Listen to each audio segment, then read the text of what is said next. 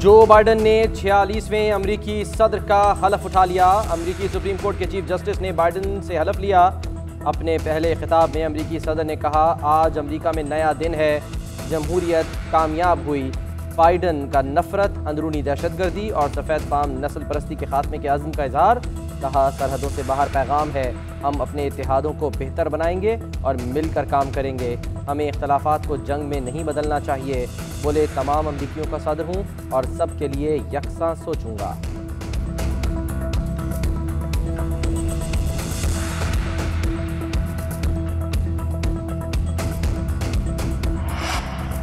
वज़ीर आज़म इमरान खान की नए अमरीकी सदर को ओहदा संभालने पर मुबारकबाद। ट्वीट में कहा, जो बाइडन के साथ काम करने का मुंतज़िर हूँ। पाक अमरीका शराकत मज़ीद मजबूत करने के लिए पुरुम्मीद हूँ। अमरीका से तिजारत, मईशत और माहौलियाती तब्दीली के मसले पर काम करने की ख्वाहिश है।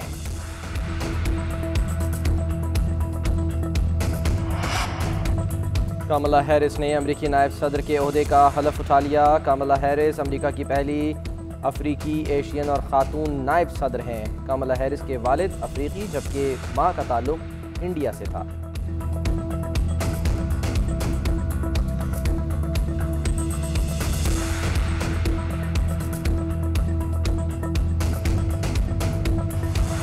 नए अमरीकी सदर बाइडन की इंतजामिया ने अफगानिस्तान में अमन के लिए पाकिस्तान को लाजमी शराकतदार करार दे दिया।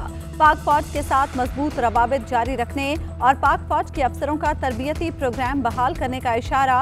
नामजद वजीर दिफा जनरल लॉयड जे ऑस्टिन का सेनेट की मुसल्लह अफवाज कमेटी में बयान। कहा, पाक फौज के साथ मजबूत रवाबित जारी रखने से पाक अमरीका ताउन की नई राहें खुलेंगी।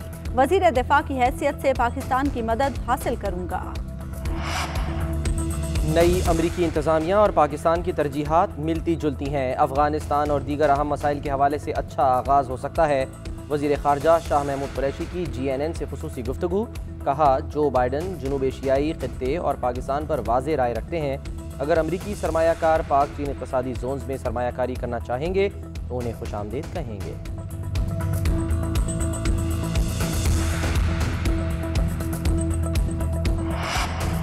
पुरानी रिवायत नजरअंदाज। नए सदर की हलफ बर्दारी से पहले ही ट्रंप व्हाइट हाउस छोड़ गए। अलविदाई खिताब में नई हुकूमत के लिए नेक ख्वाहिशात का इजहार। अपनी तारीफों के पुल बांधना भी न भूले। कहा, दहाइयों बाद वाहिद सदर था जो कोई जंग छेड़कर नहीं जा रहा। अमेरिका की खलाई फोर्स बनाई। कैपिटल हिल पर हमले ने तमाम अमरीकियों को खौफजदा कर दिया। ट्रंप का सियासी लड़ाई जारी रखने का भी ऐलान। बोले, मैं हमेशा आपके लिए लड़ाई जारी रखूंगा। मैं सब कुछ देखता और सुनता रहूंगा।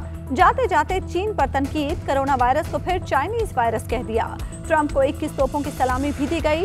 ट्रंप और मेलानिया ट्रंप ने जो बाइडन की तकरीब हलफ बर्दारी में शिरकत नहीं की। फ्लोरिडा में अपने रिजॉर्ट पर चले गए। फ्लोरिडा पहुंचने पर ट्रंप को रेड कार्पेट इस्तकबाल न मिला।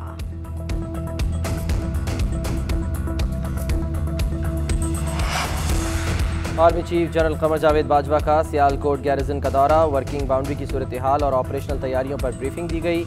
ISPR के मुताबिक आर्मी चीफ ने मादर वतन को दरपेश खतरात से निपटने के अज़्म और पेशा वराना सलाहियतों को सराहा।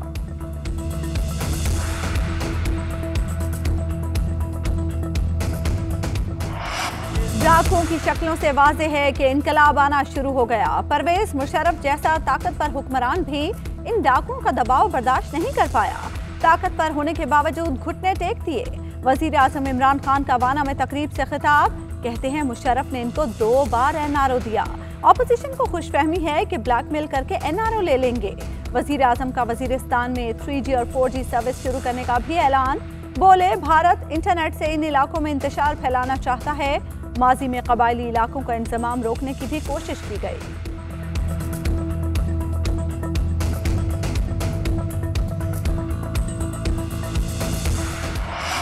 फॉरेन फंडिंग केस की खुली समाअत की जाए। वज़ीर आज़म इमरान खान का अपोजिशन को जवाबी चैलेंज। कहते हैं, मामला उठाने पर अपोजिशन का शुक्रगुजार हूँ। दूध का दूध, पानी का पानी होना चाहिए। कार्रवाई TV पर दिखाने का मुतालबा। बोले, अवाम को पता चलना चाहिए अपोजिशन जमातों ने पैसा कहाँ से इकट्ठा किया। पार्टी सरबराहों को एक साथ बिठाकर फंडिंग का केस सुना जाए। PTI वाहिद जमात है जिसने सियासी फंडिंग की। हमारे पास 40,000 नाम हैं जिन्होंने हमें पैसे दिए। मौलाना फजलुर रहमान के पास अरबों रुपए की जायदाद कहाँ से आई? मौलाना NRO के लिए ब्लैकमेल कर रहे हैं। पीडीएम जलसे में 500 रुपये देकर लोगों को लाया गया। आइंदा कुछ करना हो तो पीडीएम मुझे बताएं, अपने कारकुन भेजूंगा।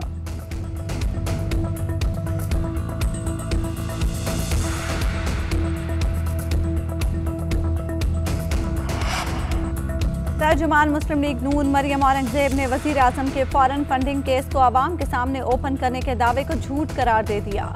सबूत के तौर पर पीटीआई की इस्लामाबाद हाईकोर्ट में दायर पटिशन की कॉपी जारी।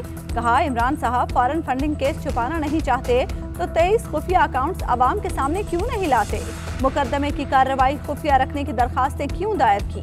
इलेक्शन कमीशन के 24 तहरीरी अहकामात मानने से क्यों इनकार किया? उधर पीडीएम ने एहतजाज के बाद इलेक्शन कमीशन में याददाश्त भी जमा करा दी। एहसन इकबाल कहते हैं, इमरान खान इस केस में 6 साल से एनआरओ पर हैं। तहकीकात फौरी मुकम्मल होनी चाहिए।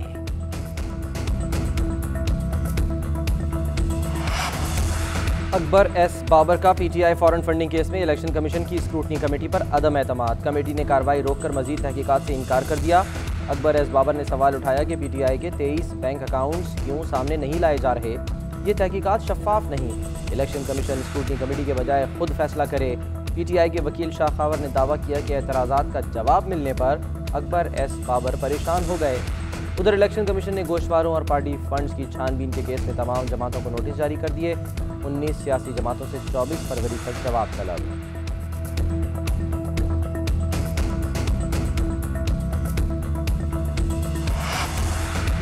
इलेक्शन कमीशन ने मौलाना फजलुर रहमान से भी पार्टी फंडिंग का हिसाब मांग लिया। अब पता चलेगा जायदादें कैसे बनी। पीटीआई के रहनुमा फारूक हबीब की तनकीद। बोले, मरियम नवाज इलेक्शन कमीशन आई थी तो आते हुए अरबों रुपए फंडिंग की रसीदें भी साथ ले आती। मरियम नवाज भारत और इसराइल से फंड्स लेने के इल्जामात पर माफी मांगे। मेरे खिलाफ लंदन से खबर छपवाकर पाकिस्तान को बदनाम किया गया। बरतानवी तहकीकात में मुझ पर कोई करप्शन साबित नहीं हुई। शहबाज शरीफ का मनी लॉन्ड्रिंग केस में लाहौर की एहतसाब अदालत में बयान। बोले, नैब हुकाम उल्टे भी हो जाएं तो क़यामत तक मेरे खिलाफ करप्शन का एक ढेला साबित नहीं कर सकेंगे। उधर लाहौर हाईकोर्ट ने नैब अदालत को नुसरत शहबाज के वारंट गिरफ्तारी पर अमल से रोक दिया।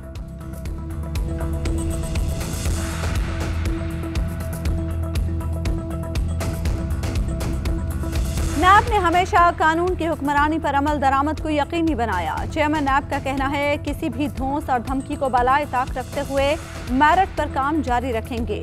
जस्टिस रिटायर्ड जावेद इकबाल का नैब लाहौर का दौरा। मॉडल हाउसिंग एनक्लेव और फिरोजपुर हाउसिंग सोसाइटी के 3000 से ज्यादा मुतासरीन में 76 करोड़ मालियत के चेक तकसीम किए। इजलास की अंदरूनी कहानी भी सामने आ गई। चेयरमैन नैब ने पीटीआई रहनुमा अलीम खान के खिलाफ पार्क व्यू सोसाइटी की तफसीलात तलब कर ली। चौधरी बरादरान की चेयरमैन नैब के इख्तियारात के खिलाफ दरखास्तों पर लाहौर हाईकोर्ट में समाअत। चौधरी बरादरान की फैमिली के खिलाफ इंक्वायरी बंद कर दी गई। डीजी नैब ने रिपोर्ट पेश कर दी। अदालत ने नैब की इंक्वायरी बंद करने पर दरखास्त निपटा दी।